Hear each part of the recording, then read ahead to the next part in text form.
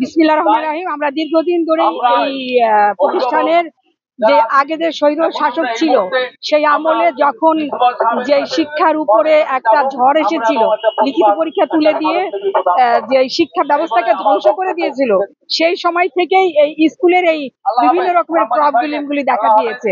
কারণ এখানে যে প্রিন্সিপাল দেয়া হচ্ছে সেটা হলো আমলাতান্ত্রিক প্রিন্সিপাল, যারা এসে এই শিক্ষার্থীদের স্কুলের সুবিধার দিকে একদম নজর রাখে না।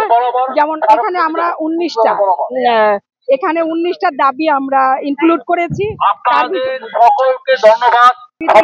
তার ভিতরে স্থায়ী শিক্ষক নিয়োগ দিতে হবে এবং শিক্ষকদের মান উন্নয়ন করতে হবে।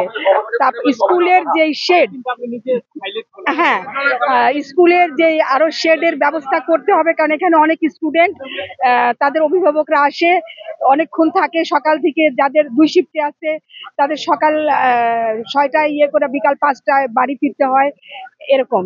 তা এইগুলি ঠিক করতে হবে। সবচেয়ে বড় কথা, এখানে শিক্ষার মান উন্নয়ন করতে হবে।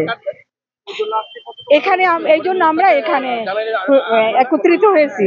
আর আমরা ঠিক নির্দিষ্ট টাইমে গভর্নিং বডির ইলেকশনটা চাই, কারণ অ্যাডহক পদ্ধতিতে যে সিলেকশনটা হয়েছিল সেটার মেয়াদ শেষ।